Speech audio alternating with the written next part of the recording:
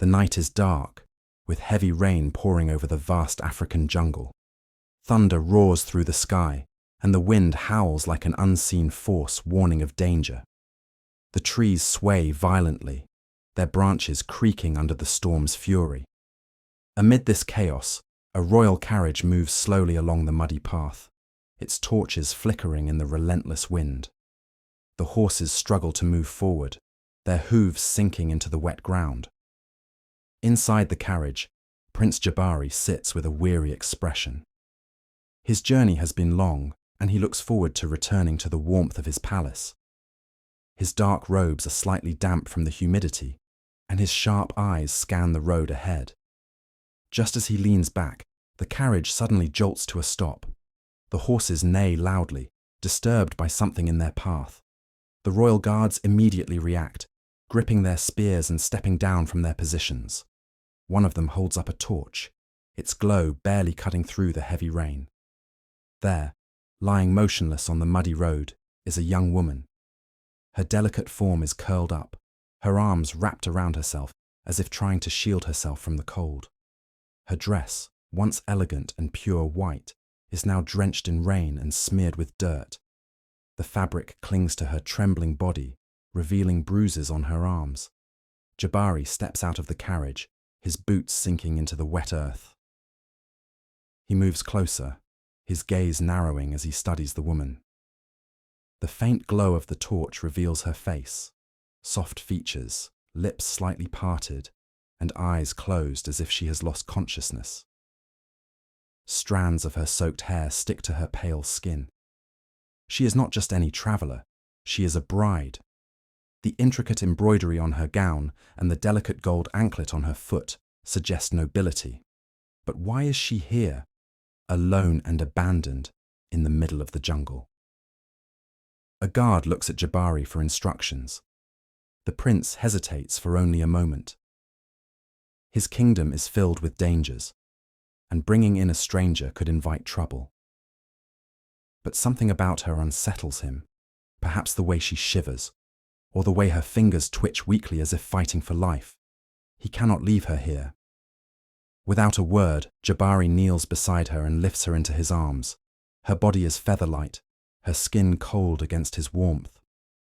As he carries her back to the carriage, he notices a faint scent of jasmine, barely lingering despite the rain. The weight in his arms feels delicate, yet there is something mysterious about her presence. The guards exchange uncertain glances but say nothing as Jabari settles her inside the carriage, wrapping a thick cloak around her to stop her trembling. The journey resumes, the storm raging on outside. As the carriage rolls through the jungle, the prince looks down at the woman beside him. She does not stir. He does not know her name.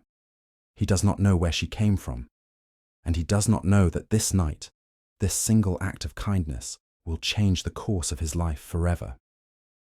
The grand palace stands tall against the backdrop of the early morning mist, its golden spires glistening under the first rays of sunlight.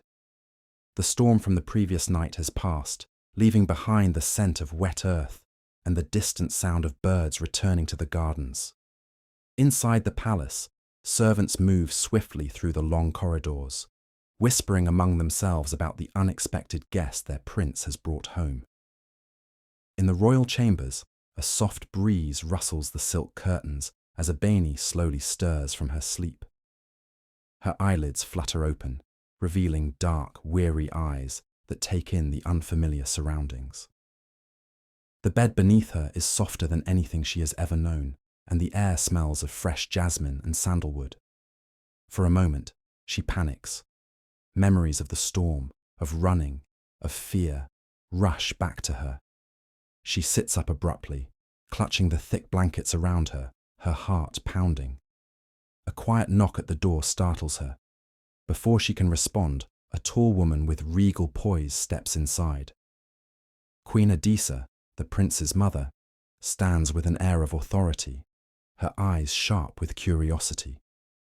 Dressed in fine royal robes, her every movement commands respect. She studies Abeni carefully, her gaze lingering on the fine embroidery of her ruined wedding dress, now neatly folded on a chair nearby. "You are awake," the queen says, her voice smooth but firm. Tell me, child, who are you, and how did you come to be alone in the storm? Abeni's fingers tighten around the blanket as she lowers her eyes. She knows the truth could never be spoken. Not now. Not yet. She forces a weak smile and bows her head slightly in respect. My name is Abeni, she says carefully. I was traveling with a small caravan when we were separated by the storm. I lost my way and wandered for hours before collapsing. The prince, he saved me. The queen's expression does not change, but the sharpness in her eyes does not soften either. A traveler in a wedding gown, she asks, her tone skeptical. Abeni swallows. She had not thought of an excuse for that. But before she can answer, the door opens once more and Prince Jabari steps in. His presence immediately shifts the energy in the room. He is dressed in light robes now, his posture relaxed yet commanding. His gaze finds Abeni, and for a moment their eyes meet, curious, searching. She is still recovering, Jabari says, turning to his mother. There is no need for interrogation. Queen Adisa holds his gaze for a long moment before nodding. Very well, she says. But we must not be careless, Jabari. We know nothing of her. With that, she turns and leaves, her suspicion lingering in the air. Jabari steps closer, offering Abeni a reassuring smile. You are safe here, he tells her. Rest, and when you are strong enough, you may decide what comes next.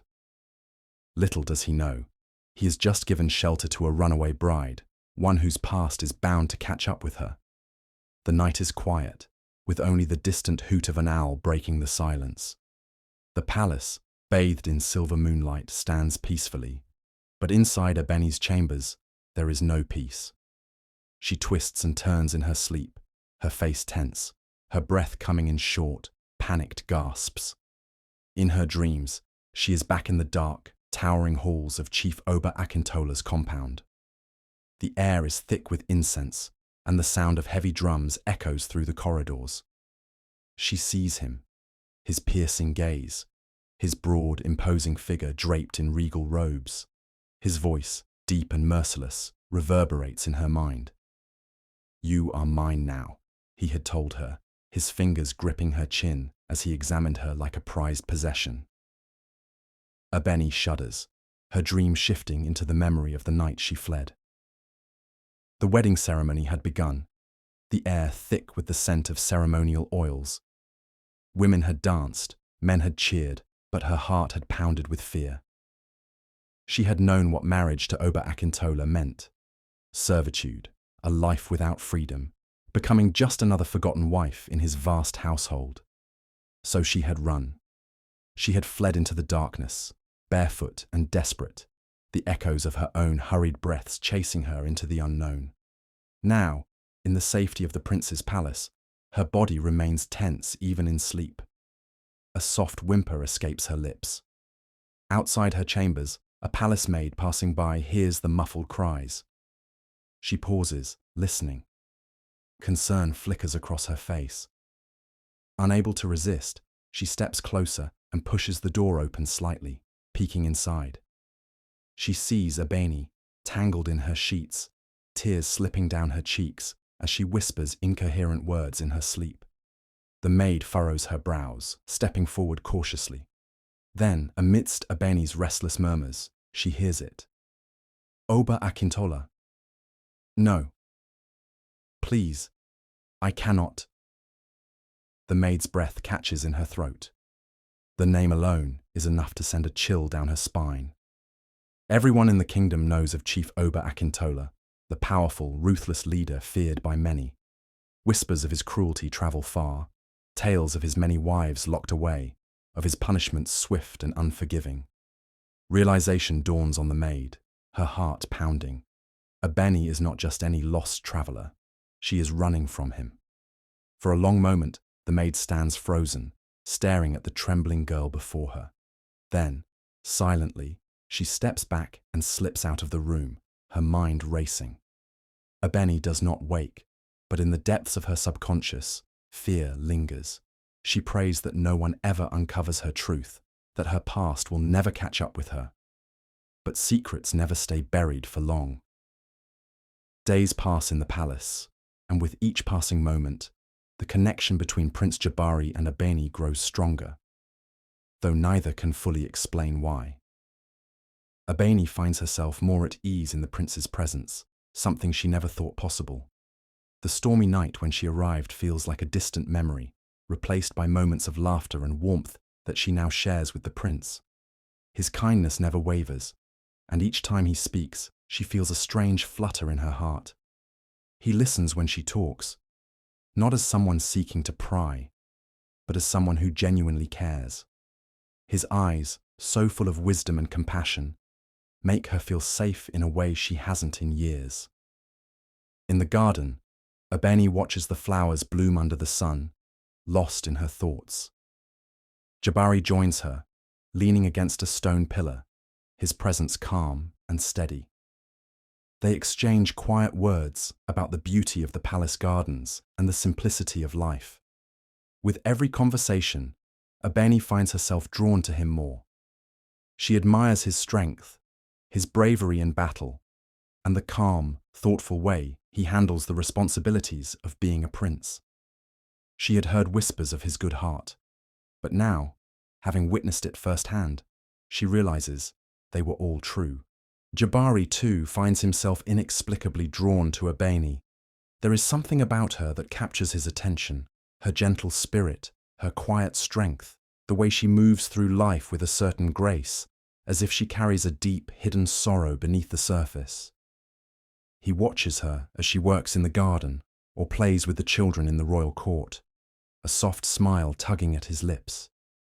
She seems out of place in the palace, yet there's something about her that feels right.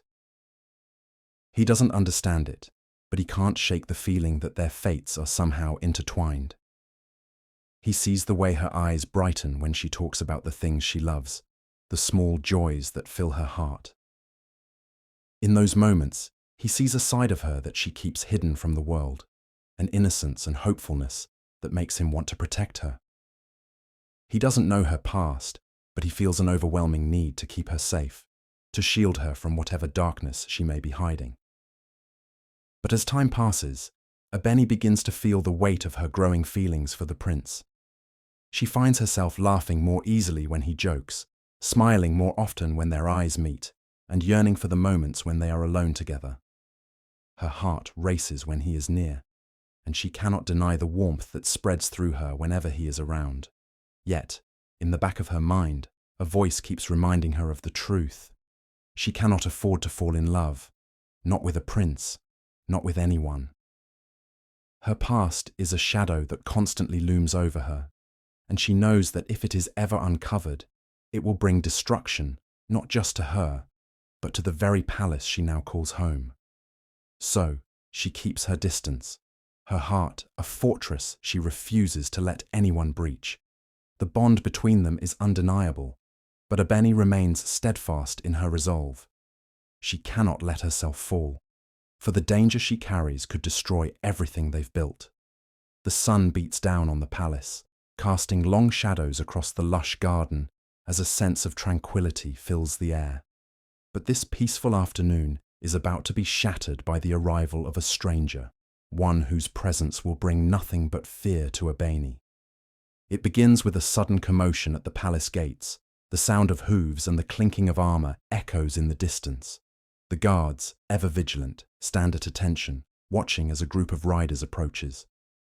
Leading them is a tall, muscular man, his face hard and unforgiving, a warrior of Chief Oba Akintola's kingdom.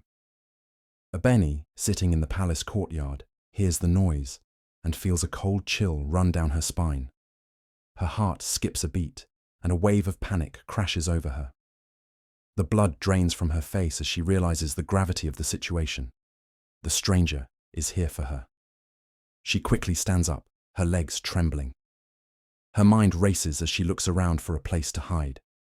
She spots a pillar at the far corner of the courtyard and, without thinking, rushes to it, pressing herself against the cool stone, her breath shallow. She holds her breath, praying that the stranger won't spot her. Inside the palace, Prince Jabari watches as the warrior dismounts and approaches him with a solemn expression. The air is thick with tension as the warrior bows respectfully. "Your Highness," the man begins, his voice low and formal. "I come from the kingdom of Chief Oba Akintola. I seek a lost woman, one who has recently disappeared from our lands. She is very important, and we must bring her back." Prince Jabari studies the warrior, sensing the seriousness in his tone. "A lost woman?" he asks cautiously. "And you believe she is here?" The warrior nods. "Yes, Your Highness. She is a young woman, recently married, but she has fled. We fear she is in danger, and I have come to search for her." Jabari furrows his brow. "I see," he says slowly. "I will ensure that my guards assist you in your search. However, I must ask, what is her name?" At that moment, Abeni's heart lurches in her chest. She hears the conversation from behind the pillar, her hand pressed to her mouth to stifle a gasp. This is it, the moment when her secret could be exposed. She knows that if the warrior describes her, Jabari will know she is the one he is searching for. Abeni doesn't hesitate. She must act fast. She steps away from the pillar, her legs unsteady, and walks toward the prince and the warrior. She forces a smile on her face, though it doesn't reach her eyes. She can feel the tension in the air, the weight of her lie. "Your Highness," Abeni says, approaching Jabari with as much calm as she can muster. "I'm afraid I have never seen this man before. I don't know who he is or what he is speaking of." The warrior looks at her with suspicion, but she keeps her gaze steady, not allowing her fear to show. Inside, her heart is pounding in her chest. She can feel the lie burning on her tongue, but there is no other choice. Jabari glances between Abeni and the warrior, his expression unreadable. "Is that so?" he asks, his voice calm but piercing. Abeni nods firmly. "I have no knowledge of this person or his claims." For a long moment, the prince and the warrior exchange a silent understanding. Finally, Jabari speaks. "Very well," he says, turning to the warrior. "I will help you search the palace, but if this woman claims she doesn't know you, we will have to respect her word." The warrior hesitates, clearly frustrated, but unwilling to challenge the prince's authority. He bows again, reluctantly accepting the decision. "Thank you, Your Highness," he says, before stepping away. As the warrior and his men leave the palace grounds, Abeni exhales, her body trembling with relief. She had avoided discovery, for now, but the question lingers in her mind, nagging at her. How long will her secret remain hidden? How long before the cruel chief sends more men to hunt her down? The moonlight spills softly through the palace windows, casting gentle shadows on the walls of the quiet chamber. The silence of the night is broken only by the soft rustling of the wind outside. Inside, Prince Jabari stands by the door, watching Abeni, who sits on the edge of her bed, clutching something in her hands. The sight strikes him with confusion. Abeni, the woman he's come to care for deeply, is weeping quietly, her head bent in sorrow. Her fingers are tightly wrapped around a delicate veil, the same veil she had worn on the day she arrived at his palace, drenched and alone. It had once been a symbol of her supposed new beginning, but now it was just a remnant of a past filled with fear and uncertainty. Jabari, unable to ignore the gnawing curiosity inside him, steps forward slowly, his heart pounding in his chest. "Abeni," he says softly, his voice full of concern. "What's wrong? Why are you crying?" Abeni's shoulders shake as she tries to stifle her sobs, but her grief is palpable. She doesn't look up at first, as though trying to hide the pain, but eventually she lifts her gaze to meet his. Her eyes are red from crying, her face pale, and the vulnerability in her expression makes Jabari's heart ache. I can't keep pretending anymore," she whispers, her voice thick with emotion. "I've been running running from something much darker than you realize. The words strike Jabari like a blow to the chest. He had always known there was something she was hiding, something she wasn't sharing. But to hear her finally admit it out loud is another thing entirely. He kneels in front of her, placing a hand gently on her shoulder. Abeni, what is it? What are you running from? His voice is urgent, but he tries to keep it steady, despite the turmoil rising inside him. Abeni hesitates, her breath catching in her throat. She looks down at the veil in her hands, her fingers trembling as they trace the delicate lace. She knows she can no longer keep this secret from him. After everything they've shared, the kindness, the moments of connection, the laughter, she owes him the truth. She takes a deep breath, steadying herself. Then, with a heavy heart, she whispers, I was supposed to marry Chief Oba Akintola, but I didn't want to. I couldn't. He's cruel, Jabari. He rules with fear. His wives live in misery, and I knew my life would be nothing but suffering. I had no choice. I ran, and I've been running ever since. Jabari feels as though the floor beneath him has been ripped away. His mind reels as the truth crashes into him like a wave. The woman he had taken in, the woman he had grown close to, is not just any runaway. She is the bride of his greatest rival, Chief Oba Akintola, a man known for his ruthlessness and violent reign. For a moment, Jabari is speechless, his mind struggling to process the magnitude of what he has just learned. His feelings of betrayal and confusion twist inside him like a knot. How could he have unknowingly sheltered the woman who had fled from the very man he had fought against for years? He takes a step back, the weight of the revelation bearing down on him. Why didn't you tell me sooner? His voice is strained, a mix of hurt and disbelief. Why didn't you trust me enough to tell me what you were running from? Abeni lowers her gaze, unable to meet his eyes. Because I didn't want you to send me back, she whispers, her voice barely audible. I didn't want to go back to him. I thought if you knew, you would make me leave. I didn't know where else to go. Jabari feels his heart ache at her words. She had been alone, terrified, with no one to turn to. In her desperation, she had trusted him, and he had offered her shelter, protection. But now, with the truth revealed, Jabari feels torn. His loyalty to his people and his kingdom demands that he protect them from the dangers Chief Oba brings. But his heart aches for Abeni, the woman he has come to care for deeply. As the weight of the situation presses down on him, Jabari finally speaks, his voice softer now, filled with a quiet resolve. I won't send you back, Abeni, not without a fight. But this is bigger than you and me now. We both have to face the consequences of your escape. The tension in the palace is thick, the air heavy with the promise of conflict. Word spreads quickly. Chief Oba Akintola, the ruthless ruler she had once been promised to, has discovered where Abeni is hiding. His fury knows no bounds, and the whispers of war grow louder by the hour. Abeni walks the halls of the palace, her heart racing with every step. She cannot escape the weight of her choices. The moment she fled from her forced marriage, she sealed Jabari's fate as well. Now, her past is chasing her down, bringing with it the wrath of a man capable of unimaginable cruelty. Chief Oba, known for his unrelenting control over his people, has never been one to take defiance lightly. His bride, his property, has escaped, and he will not rest until he brings her back. The fear she feels is not just for herself, but for everyone who stands in her way, especially Jabari, who has shown her nothing but kindness and protection. In the royal war room, Prince Jabari stands tall, his face set with determination. He knows what is coming.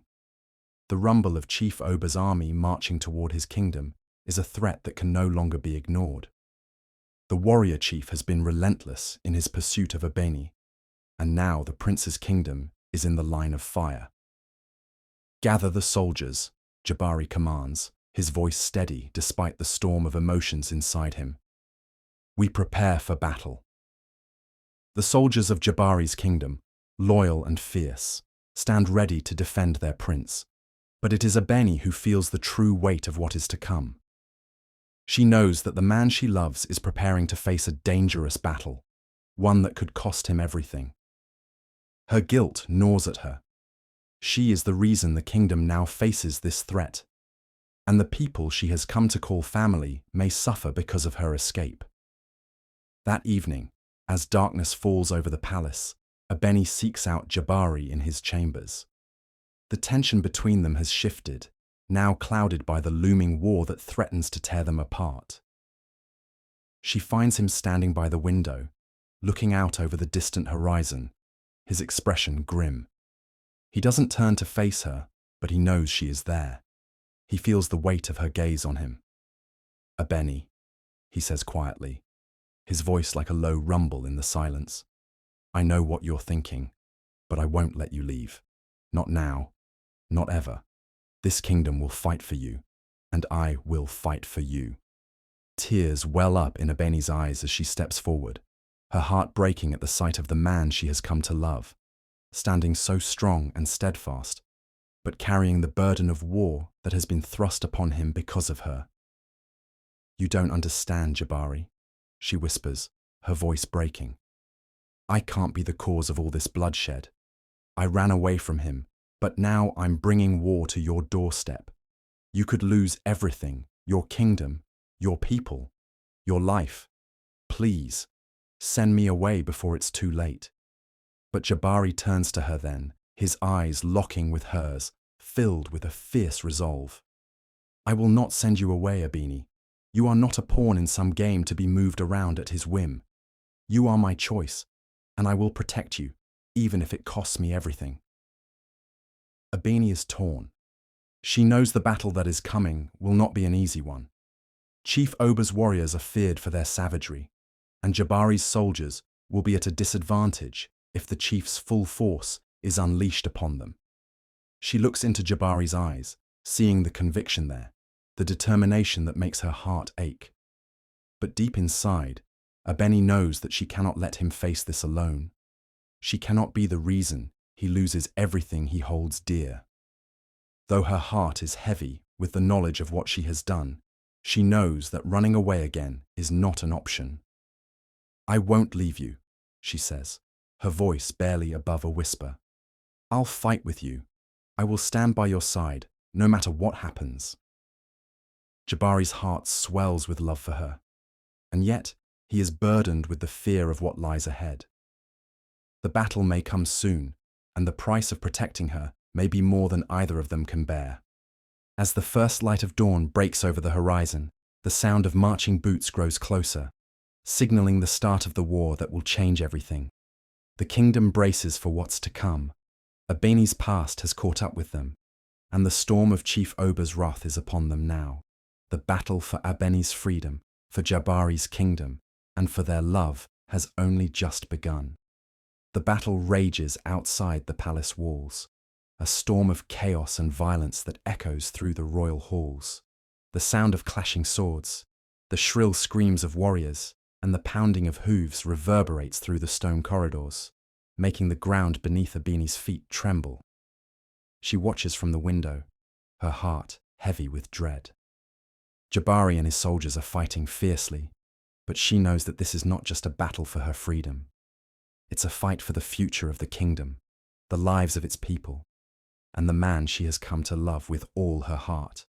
The anger, the guilt, the fear that has consumed her for so long all converge within her.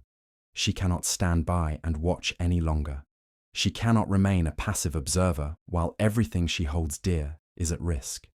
This war was brought upon Jabari's kingdom because of her, and now it is her turn to fight, to take control of her fate and stop the madness that Chief Oba has unleashed.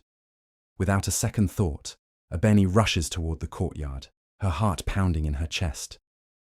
She knows that the moment she steps outside, she will be facing her past head-on, but she will not let fear control her any longer.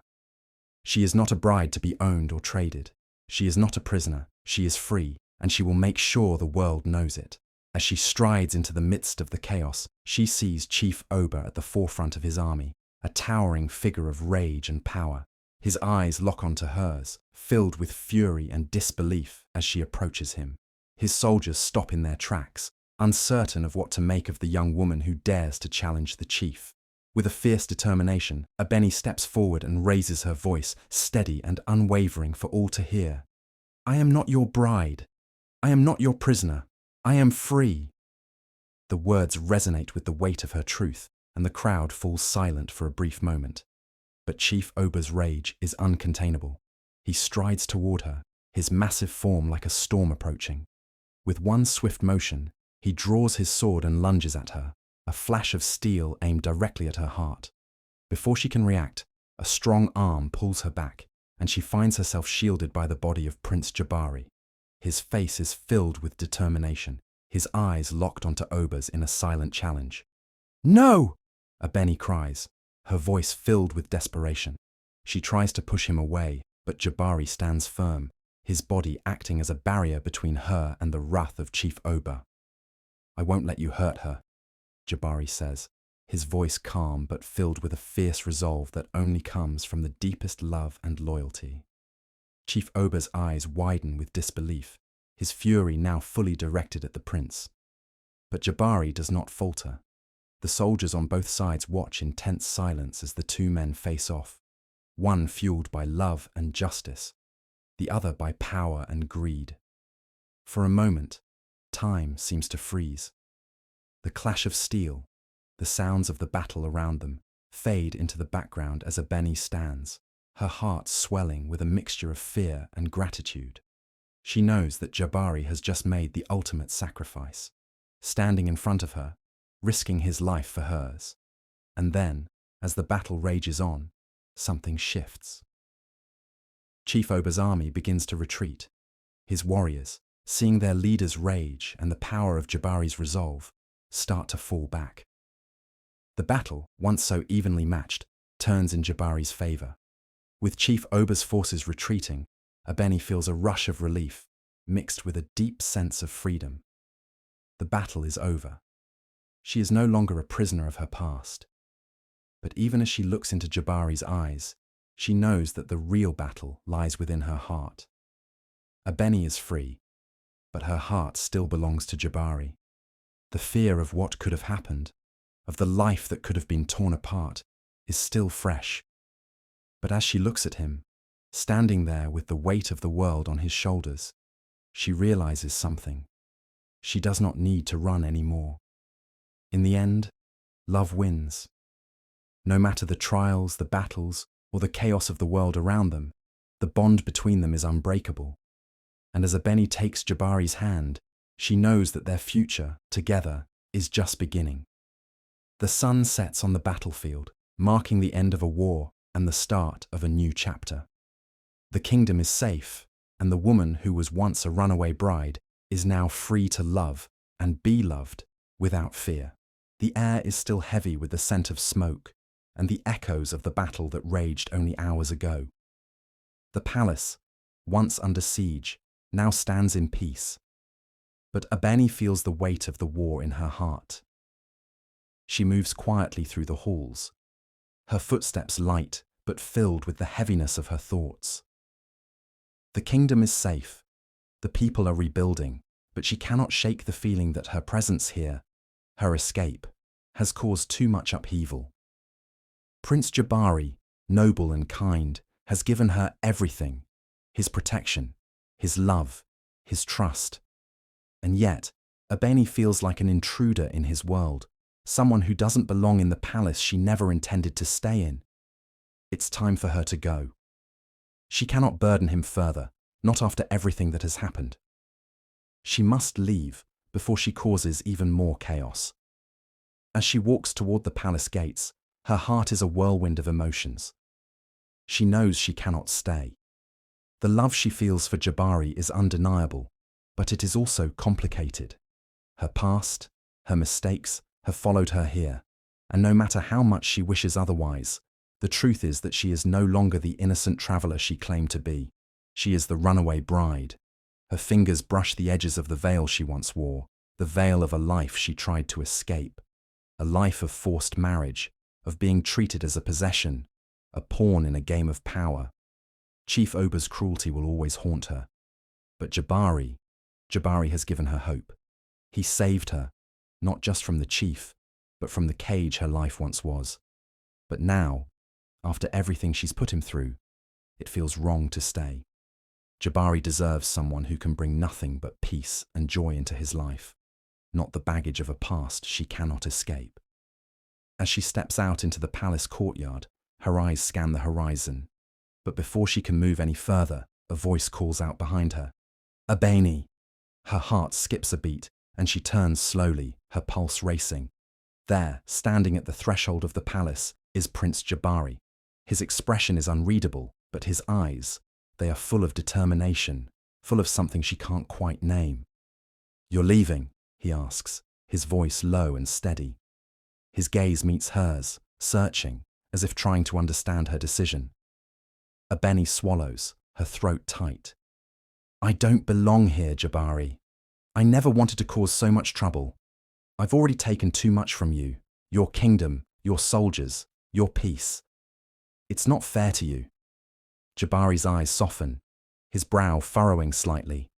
He takes a step toward her, closing the distance between them, and Abeni feels a flicker of hope, of something more, something unspoken, lingering in the air. "I don't want you to leave," he says, his voice filled with emotion. "You've already given me more than I ever expected. You've given me your heart, and that's all I need. I don't want a life without you." Abeni's heart races, and for the first time, she feels like she is standing at the crossroads of a new beginning. The walls that once held her back, that kept her from believing in love, are crumbling. The pain of her past, the fear of her future, it all fades in the face of Jabari's words. You still want me?" she whispers, barely believing the question even as it leaves her lips. "After everything I've caused, after everything you've lost?" Jabari reaches out, cupping her face gently in his hands. His touch is warm, and she feels a wave of emotion rush over her. "I want you," he says, his voice firm and filled with certainty. "I don't care about your past. What matters is what we build together, here, now. Stay with me, Abeni. Let's build something beautiful." Her tears fall freely, but they are tears of joy, of relief. For the first time in her life, she feels like she has a choice to love and be loved, to stay and live in the present, not the past. With a deep breath, Abeni whispers, Yes, I'll stay." Jabari smiles, the weight of everything they've been through lifting from his shoulders. He pulls her into his arms, holding her close as though he will never let go. And in that moment, Abeni realizes that she has found more than just a prince. She has found a partner, a soulmate. Their love story is not one of rescue and escape. It is one of two people choosing each other, against all odds. Together, they will face the future, and whatever it may bring, they will face it side by side. The war is over. The past is behind them. And the future, with all its promise and uncertainty, is theirs to create. Their journey, their love, is just beginning.